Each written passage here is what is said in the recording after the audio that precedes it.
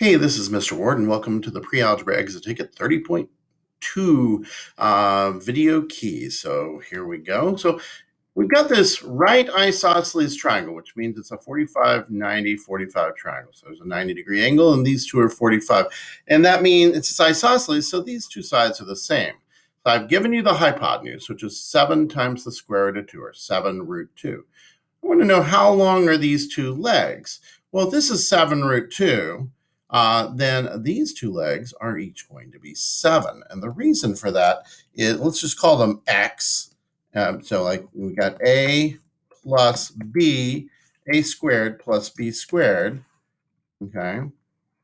First, I'll say that this equals c squared. So that's like the general structure of the Pythagorean theorem.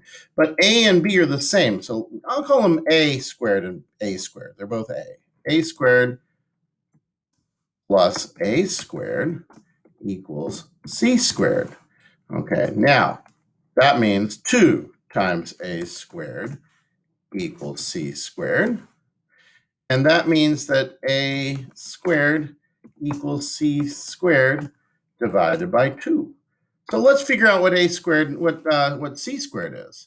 So a squared is going to equal c squared. Well, c squared is going to be 7 square root of 2 times 7 square root of 2.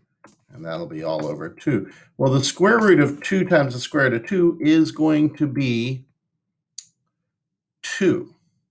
So that means we're going to have 7 times, so 7 will be 7 squared. So that'll be 49 times 2 all over 2.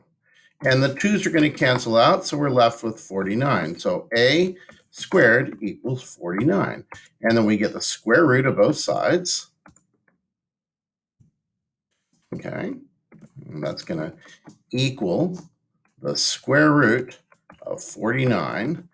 And so that'll be a, the square root of a squared is a, and the square root of 49 is either positive or negative 7. And since we're talking about sides, so plus or minus 7. But since we're talking about sides of a triangle, we're going to ignore the negative, so it's going to be 7 units long. Okay, so the legs are each 7 units long. Okay, now let's take a look at this one. How long is the hypotenuse of this right triangle? Well, what you're going to do, well, there's a basic relationship. Since this is an isosceles right triangle, both of these sides are the same, these angles have to be 45. So this is a 45, 45, 90 triangle, or 45, 90, 45, depending on what you want to call it. What I'll be doing is if I'm using the Pythagorean theorem, I'm going to square 12 and square 12, add, so that'll be 144 plus 144, it'll be 288. Well, 288 is 144 times 2. When I get the square root of that, I can get the square root of the 144 and pull it out. That'll be plus or minus 12. We'll use the positive. So that'll be 12, but I can't get a neat and tidy square root of 2, so it's just going to be 12 root 2. Now, there is a very basic relationship that you can memorize. It'll save you some time. With an isosceles right triangle, the hypotenuse is always going to be the leg times the square root of 2.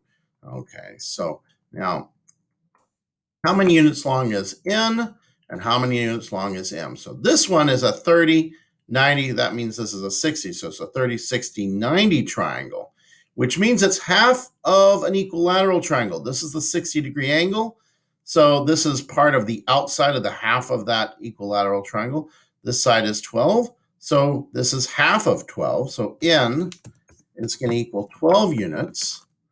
And m is going to equal 12 root 3. Okay, I'm sorry. I may back up. n is not 12. N is 6 units. It's half of 12. So m is 6 times the square root of 3 units. Okay, so that's 6 times, it's about 1.7, 1.7321 on forever, but I prefer this exact answer. The way you would write it by hand is 6 root 3. And the reason for that is, of course, if you have a 30, 60, 90 triangle, that was terrible. I'm going to undo that. That was terrible. Okay. So if we have a 30, 60, 90 triangle, flump, flump, flump. Okay. So that's 60. That's a right angle, so that's 90, and that's 30. Okay. So if we think about this as part of an equilateral triangle, that means